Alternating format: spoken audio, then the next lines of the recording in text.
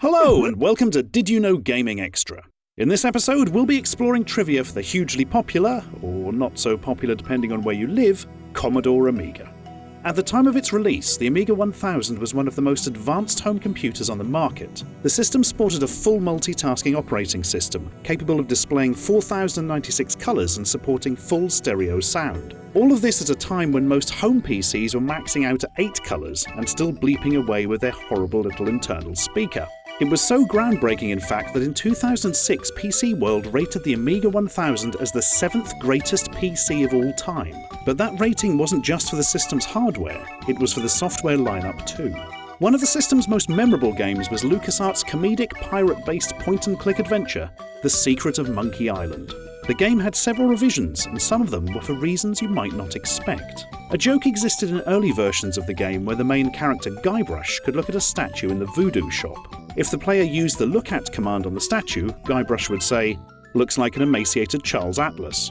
LucasArts received a cease and desist letter because of this joke, likely from Charles Atlas Limited, which now represents the famous bodybuilder's brand after his death. As a result, the joke was removed from later versions of the game. Another popular Amiga title was Lemmings. The game was made by DMA Design, who now go by the name Rockstar. While developing Lemmings, DMA also made a level editor for the game based on the interface of the Amiga art package Deluxe Paint. Since the game's artists were already familiar with the interface, using it for the level editor meant they were able to create levels more easily. They'd even compete with one another to create the most difficult level designs they could. Unfortunately, this led to them having a large amount of hard levels, requiring them to go back and design easier ones for the start of the game. If we're showcasing games that defined the Amiga, we'd be doing a bad job of it if we didn't talk about the turn-based tactics game Worms. During the development period of Worms, the game went under the title Total Wormage. The name was parodying another popular game at the time called Total Carnage. Even the title font was similar. The game was made entirely by Andy Davidson in his spare time for fun, and wasn't renamed until Team 17 agreed to publish the title. They were so impressed with the game that they agreed to take it on after just a brief demonstration. Speaking of Team 17, their overhead sci-fi shooter Alien Breed contained not one, but two rather scathing messages buried in the game's files for any would-be pirates. The first reads, "Stop it now, okay? You will gain nothing from breaking this protection, but I guess you're too ignorant, narrow-minded, or maybe even too stupid to understand that." Before going on to decry what the writer refers to as leaders and spreaders, calling them nothing but leeches, and closing with, "The scene today is perverted and led by ignorant, computer-illiterate idiots, only in it for the fame and money. They think they're famous and legendary, but nobody likes or admires them for sure. I hate it! Now I've realized the stupidity of my actions, and I wish I could undo them. You'll also do just that in a few years too if you have a conscience, and wish you had done something else. So don't crack it." It's unknown for sure who left this message, but it was possibly written by Stefan Boberg, the game's creator, who left a second message.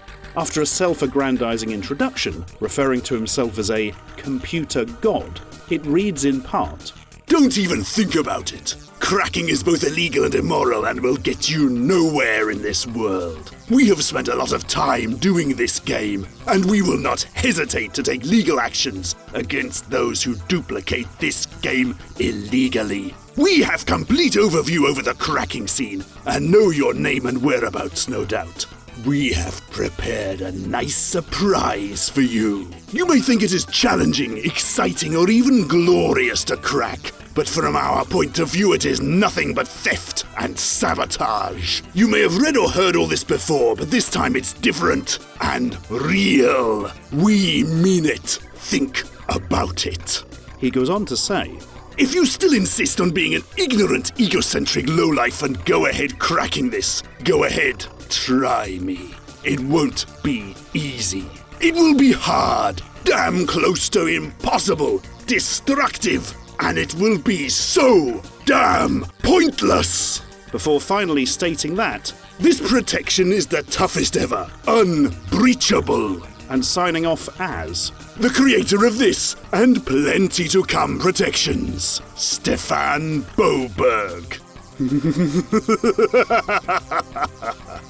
Stepping away from hidden messages from frustrated developers, You might be surprised to learn that another company that now dominates the tech industry was also involved in the creation of the Amiga. Years before starting work on their own operating system, Microsoft was responsible for writing Amiga Basic. This was a programming language included with early versions of the Amiga OS that allowed programmers easy access to the Amiga's unique graphical and audio capabilities. Compute magazine, a popular programming publication, even included code for Amiga Basic that users could manually enter to compile various games and other programs for free, much as in the early 8-bit era. Unknown to many owners of the Amiga 1000, the computer contains a very unusual Easter egg, not hidden in the software, but instead physically built into the case design.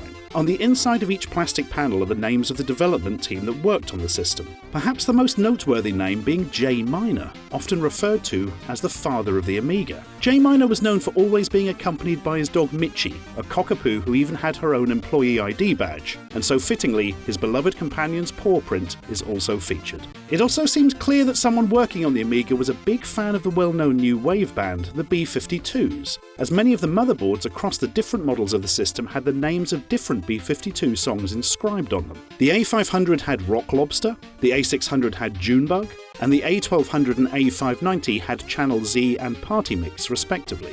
This theme ended with the release of the CD32, whose motherboard was instead inscribed with Spellbound, a song by Susie and the Banshees. This was not the only musical connection of the Amiga, however, as in 2007 Calvin Harris released his gold-selling album I Created Disco, including the hit song Acceptable in the 80s, all recorded in a home studio using a then 15-year-old Amiga 1200. The Amiga was also used to create music for games on entirely different platforms. Japanese studio Game Freak, for example, used an Amiga to compose the music for Pokémon Gold and Silver before converting it to the correct format for use on the Game Boy Color. The Amiga has had a number of celebrity fans, including both Dick Van Dyke and Andy Warhol, the latter of whom was even there to demonstrate the impressive graphical power of the first model at its unveiling. One celebrity fan, however, went a step further, being actively involved in developing new software and hardware for the system. Will Wheaton, after finishing his role as Wesley Crusher in Star Trek The Next Generation, went on to work for Newtek and helped to develop the Video Toaster 4000.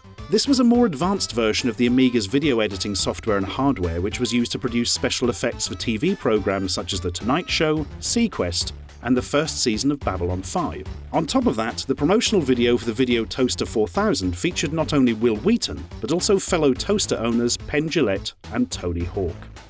And now it's time for this episode's random piece of trivia. Today, we're going to take a look at the Dragon Ball Z collectible CD picture cards. These were a series of multimedia pocket CD-ROMs released exclusively in Australia in 2001. The odd-shaped discs were compatible with both PC and Macintosh. They were designed and produced by Stream Media Limited, who created 10 versions of the collectible CDs. Each disc featured a different character and was also available randomly in packets and as a promotional giveaway with the purchase of Coca-Cola products. Each disc also contained information on the respective character on the label, as well as the info on each Dragon Ball Z saga up to the Cell saga. They also had information on merchandise and featured a battle print activity mode, which let the user arrange art assets to make a scene.